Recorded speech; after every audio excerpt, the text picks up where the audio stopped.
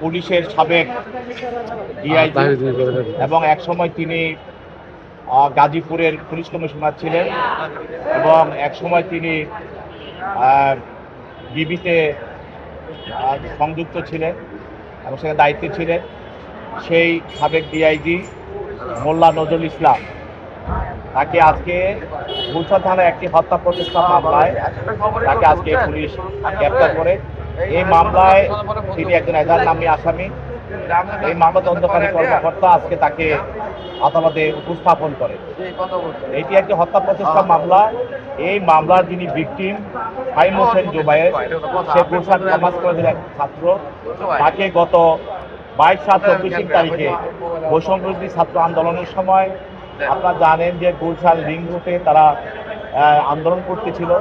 এই আন্দোলনের সময় সেখানে পুলিশ ছাত্রলীগ যুবলীগ মিলে তাদের উপরে আক্রমণ করে এবং তাকে গুলি চালায়।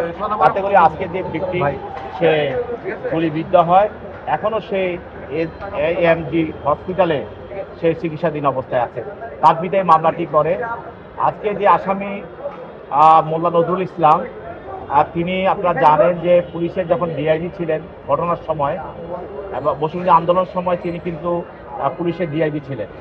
ওই সময় এবং এই যে আন্দোলনকে গুলি করে নিবৃত্ত করা, হত্যা করা, মানুষকে গুলি করে এই আন্দোলন থেকে বের করে দেওয়া বা আন্দোলনকে দমন করা, এই প্রচেষ্টার সঙ্গে যে পুলিশের যে নীতি নির্ধারণের যে মিটিংগুলো হতো পুলিশ হেডকোয়ার্টারে, চৌধুরী আবদুল্লাহ আল মামুন সহ আইজিবি সহ, সেই প্রত্যেকটা মিটিংয়ে এই মোল্লা নজরুল ইসলাম উপস্থিত থাকতেন।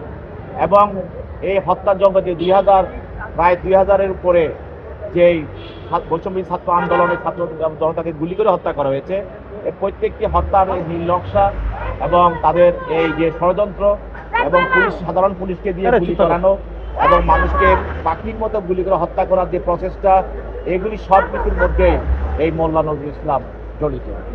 আজকে যে মামলায় তাকে তদন্তকারী কর্মকর্তা প্রাথমিকভাবে এই ঘটনার সঙ্গে তার জড়িত থাকার বিষয়টি নিশ্চিত হওয়ার পর এই হত্যাযজ্ঞগুলি কিভাবে হয়েছে, তারা সাধারণ পুলিশদেরকে কিভাবে তারা সেখানে ব্যবহার করেছে এবং হত্যাগুলো কিভাবে সংগঠিত হয়েছে এবং তারা কিভাবে পুলিশ হেডকোয়ার্টারে বসে এই হত্যাগুলোর নির্নকশা করেছে, সেই বিষয়গুলিকে উদ্ঘাটন করার জন্য তদন্তকারী কর্মকর্তা 7 দিনের রিমান্ড প্রার্থনা করেন বিজ্ঞ আদালত। তার পক্ষে তার আইনজীবী ছিল, তার আইনজীবী রিমান্ড বাতিল করে জামিনে প্রার্থনা করেন। উভয় পক্ষের বক্তব্য শোনার পর বিজ্ঞ আদালত এই আসামির বিরুদ্ধে 5 দিনের রিমান্ড মঞ্জুর করে তাকে আরও জিজ্ঞাসাবাদ করার জন্য তদন্তকারী কর্মকর্তার নিকট হস্তান্তর করেন। ভাই একটু দেখি ভাই